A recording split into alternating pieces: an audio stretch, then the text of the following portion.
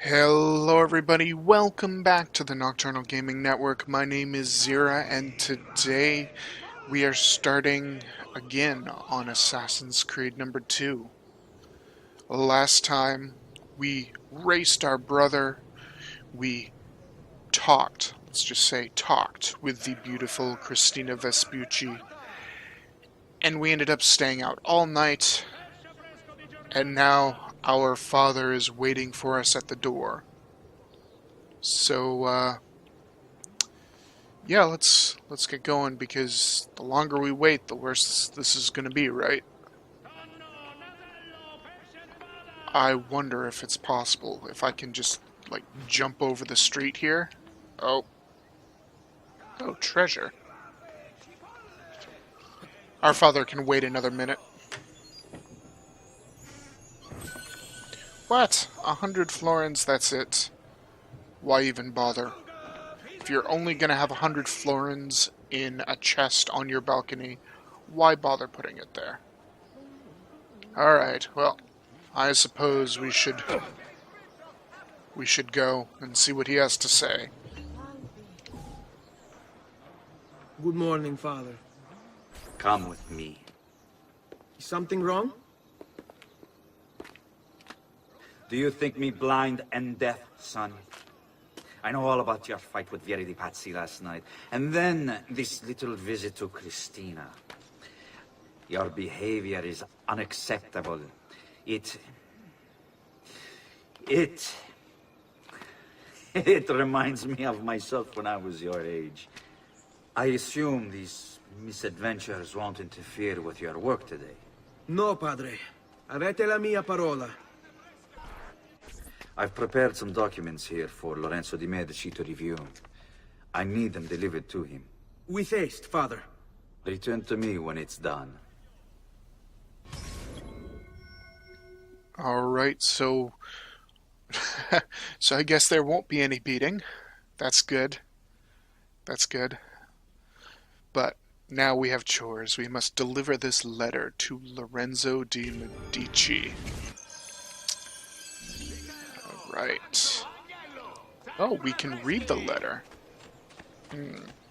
Let's go around the corner here. Alright, and now we can... I wasn't quick enough. Now we will go in there and we will read this letter. How do I read the letter again? Database. Do we have any... We do have new people. Alright, so... Oh, wow. And we have... recent entries. Okay, so we actually do have a couple recent entries that we should go over first. So, we have Christina's house. Oh, this isn't that interesting. Built by a distant great-great-uncle to the famous Amerigo Vespucci in 1350. This relatively unpresumptuous Vespucci residence is notable for displaying the first painted facade in Florence, a style that was later done to death in the Olertro district. Alright. And we have Christina Vespucci. So she is also a professional student and noble. I love how all these people are professional students and rich kids.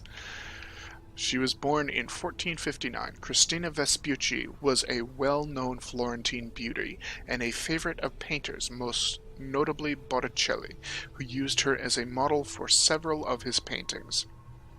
Records kept by her father's guards indicate Ezio visited her frequently, and that he was unbelievably dexterous, as the guards were never able to catch him for trespassing. In addition to her looks, Christina also seems to have been somewhat responsible for jump-starting the career of her cousin, the namesake of a rather famous landmass. At a dinner party, attended by Christina and, among other illustrious guests, Lorenzo de' Medici, she was reputed to have been in conversation with Lorenzo and Manfredo Soldini about her cousin's brilliance as a sailor. Well, apparently she exaggerated his importance slightly to impress Lorenzo and Lorenzo. Wait. Are they? I think that's a typo. Impress Lorenzo and Lorenzo. Oh no, I don't think it is. Never mind. She exaggerated his importance slightly to impress Lorenzo, and Lorenzo, charmed by her beauty, agreed to hire him. Try a merry-go-out. I bet after several years you'll name your shipping company after him. She is reported to have joked, the biggest understatement of the century. Alright, so we have the Palazzo of Auditor, the House of Ezio. Well, his father. So completed in 1473, the Palazzo Auditore is notable for its rusticated stonework and Roman pilasters. Giovanni Auditor designed the palazzo himself, based on initial sketches by Leon Battista Alberti. Once built, the palazzo became a fixture of the San Maria Novella district. Lorenzo de' Medici mentioned in a letter addressed to Giovanni, dated 1474, that he admired the facade's lack of ostentation. So now the man, Giovanni Auditore himself, our father. Does he have a extremely... No, he does not have an extremely large...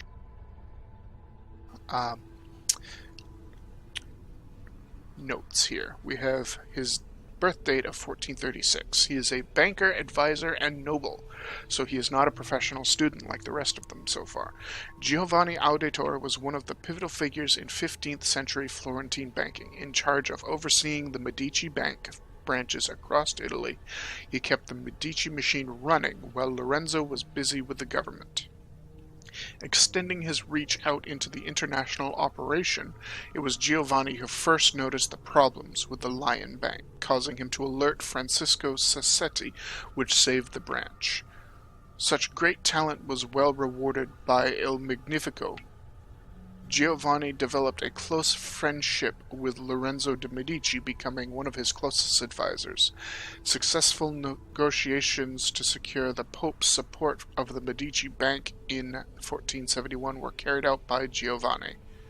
Relieved in great foe, Lorenzo paid for Giovanni's palazzo as a gift. Wow. So, because he did some good work, the guy built a house for him. Alright, now we were in here to read this letter, so let's take a look at this thing. Al magnifico Lorenzo di Medici, mio protettore e amico. I have done as requested and completed my investigation into the Milano incident. I can confirm for you that it extends far beyond dissatisfaction with Duca Galeazzo Sforza's rule. It is my belief that other parties, desirous of far greater gains, manipulated events in such a way as to achieve their goals without being revealed themselves. Lampugnani, Olgiati, and Visconti are guilty of the crime, to be sure. And they have met fitting ends for their betrayal. But several other noble families are implicated as well, our own Francesco de' Pazzi among them. Their cause and motive is not yet clear to me, but initial findings indicate a plan, the scope of which is sure to disturb you. Best we continue this conversation in person, as I am hesitant to put my suspicion to paper. Reply with a place and time, and I will meet you there. I have also ordered Francesco be held by the Gonfaloniere until we can clear up this matter. Yours in confidence, Giovanni. Okay. So we have a conspiracy going on.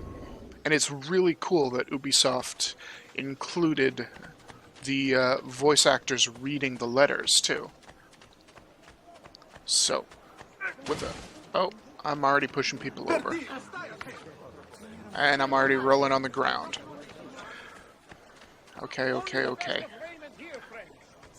Okay, so... we have a conspiracy going on with the Pazzi people here. And I don't think it's going to turn out well. Uh-oh. There's some of them right now.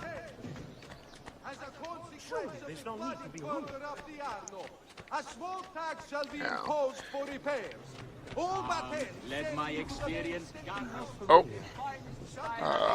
Okay, so there's some Pazzi over there too. I guess we're gonna climb up the building here. Because I don't really feel like fighting these guys. You know? Because Ezio's gonna be a pacifist now. Ooh. Who are you? Ah, Ezio. Ben trovato. How are you? Come sempre. I have a letter for Messer Lorenzo. I'll see that he receives it when he returns. Returns? They've gone to Villa Careggi, I'm afraid, and not expected back for at least another day. I'll let my father know. So that seems unexpected. Now, let's hit this viewpoint while I'm right here. That way, the next time I assume I have to deliver something to this person here, I will have a map that is nice and open.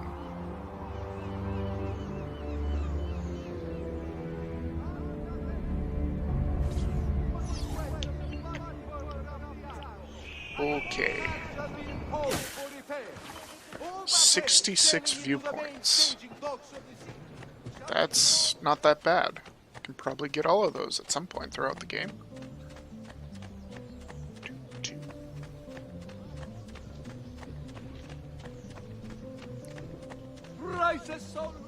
Okay, find our way back to our house so we can talk with our father. I think it's right around, yes, it's right here. Oh no, it's our brother. We're gonna get into trouble again. I know it. Ooh. Actually, let's steal treasure from our father too. 102? What? For a wealthy banker, I was expecting more. Keep up the good work. Bischero.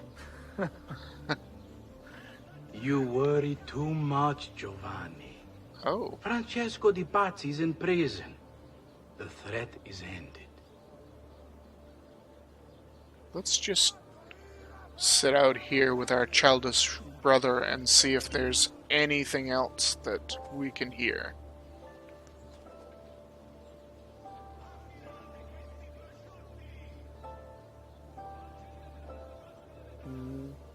Doesn't sound like it. Sounds like they're done. All right, let's barge in. Ah, hello, son. You remember my friend Uberto? Good morning, Gonfaloniere Alberti. To you as well, young man. I trust you delivered the message. Si, padre.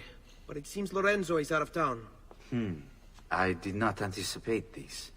What does it matter? So you wait another day or two. Listen, your mother and sister have been looking for you. I'll need you again in a little while, but for now, see if you can't help them. Are you sure? Yes, now if you'll excuse us. Good to see you, Ezio.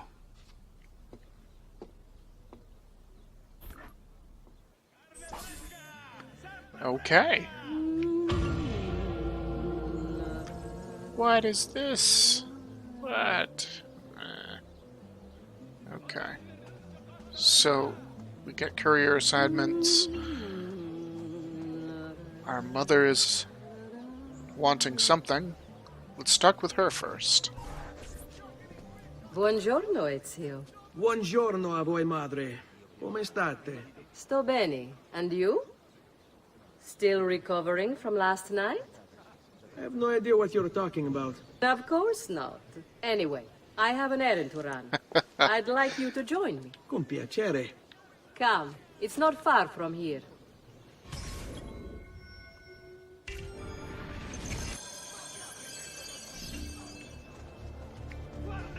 Uh-oh.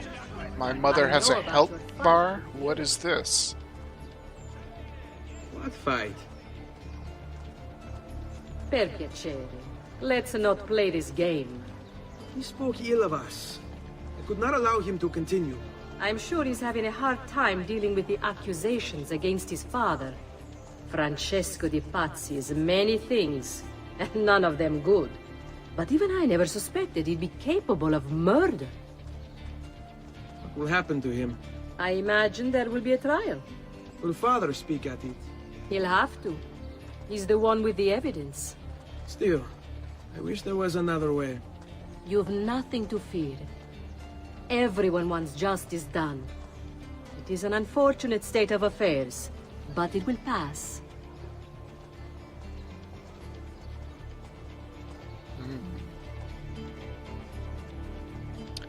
So our father has brought some sort of evidence against the Pazzi family? That must be what all the secret's about right now.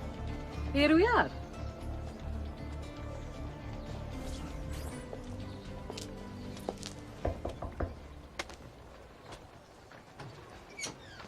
Hello, Leonardo. Madonna Maria.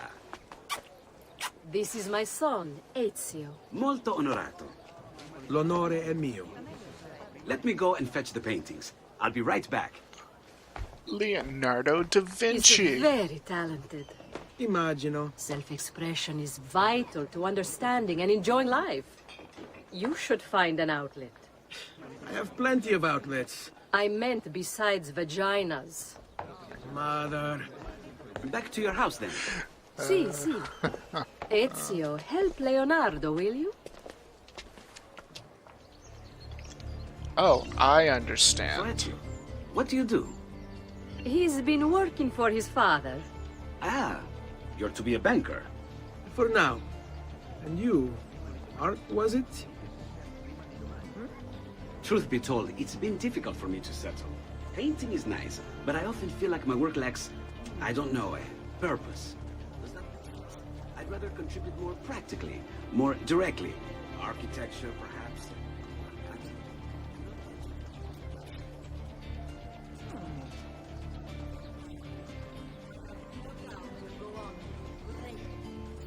Vi ringrazio, Madonna. That's kind of you.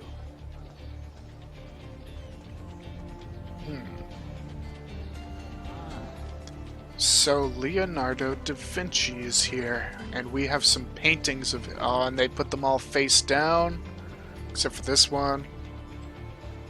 They don't want us to look at them. They don't want to have to render them into the game, I suppose. Alright. Oh, all of our other people are gone. So we can put this down now. Thank you for your help, son. Don't let me keep you from your other duties. It was nice to meet you, Ezio. I hope our paths cross again. Anch'io. Okay.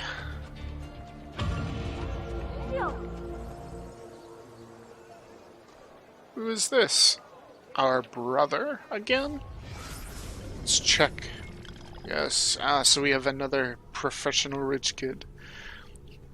Petruchio Auditore, the youngest of the Auditore children. Petruchio was described as having a weak constitution by Giovanni Auditore in a letter to Lorenzo de' Medici soon after the boy's birth.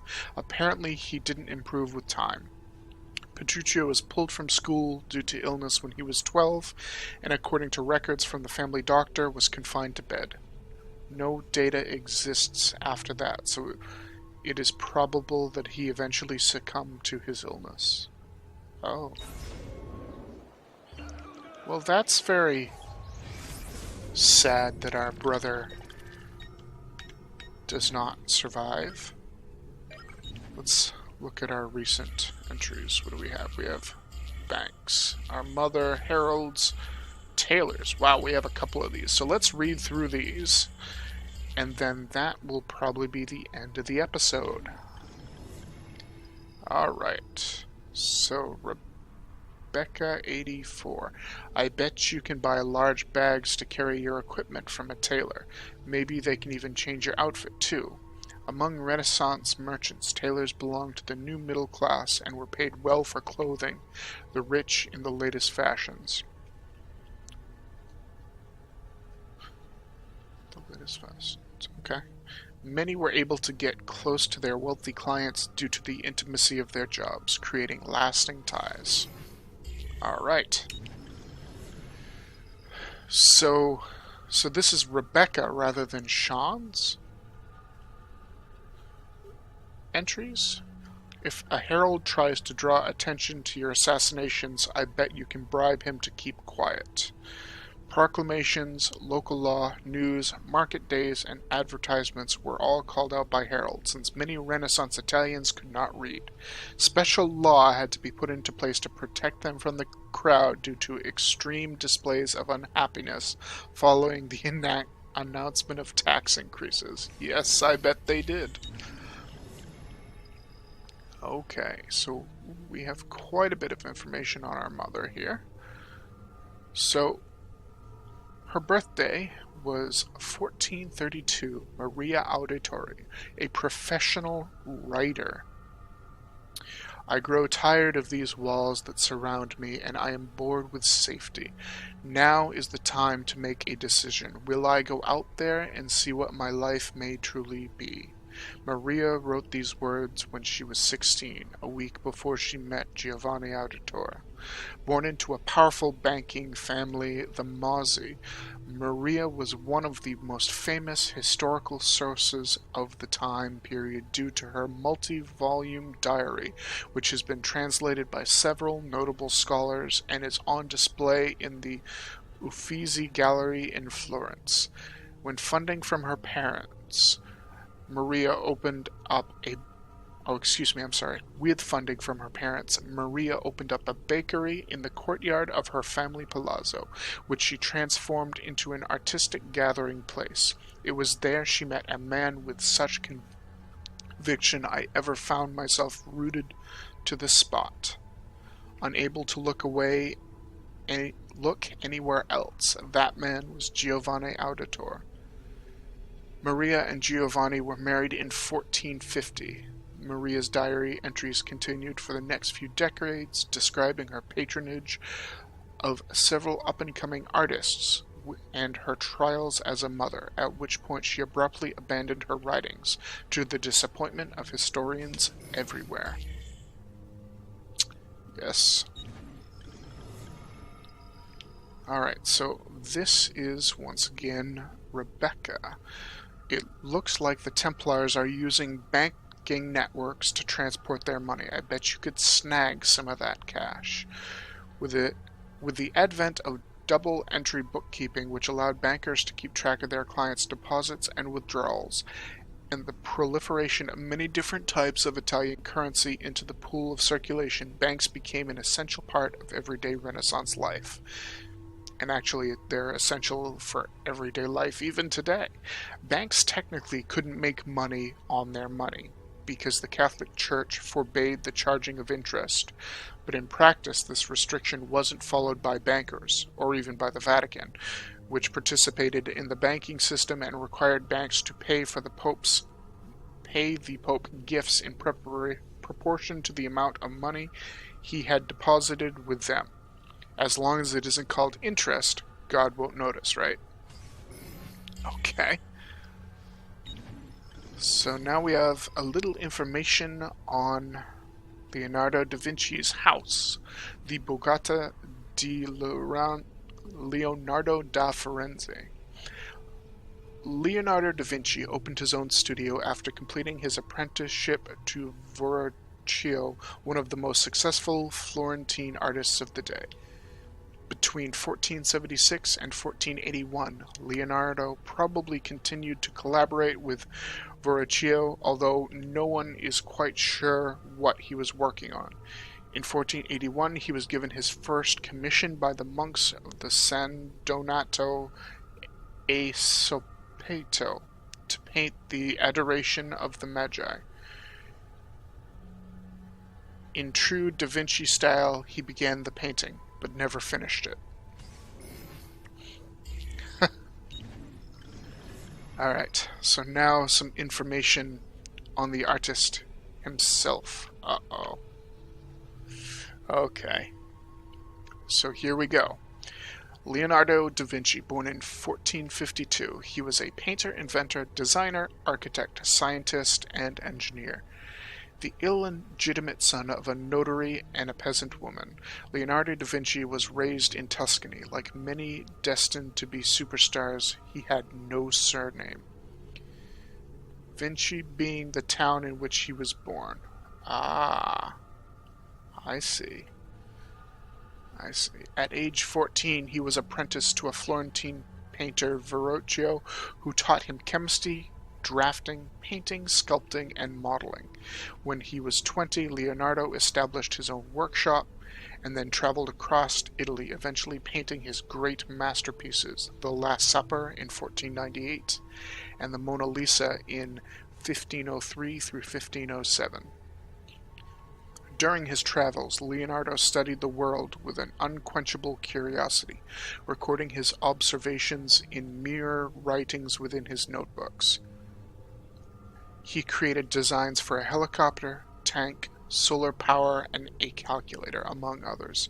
He was also an engineer, designing garrisons, cannons, and movable barricades. Despite this epic list of accomplishments, Leonardo was hounded by his patrons for his chronic procrastination. Pieces frequently took years longer than he anticipated, and many were never finished at all. Leonardo also had a tumultuous love life. Accused of sodomy in 1476, he was most likely homosexual. Sally, his assistant, was accused of stealing and spending too much money on clothes, but was also probably Leonardo's lover. Leonardo painted several pictures of Sally, including his famous St. John the Baptist, and left the Mona Lisa to him when he died in 1519. Leonardo, the stuff we never knew about you. Okay, so last we have our younger brother. Oh, actually, we already read that one. Okay, so that is everything in our database then.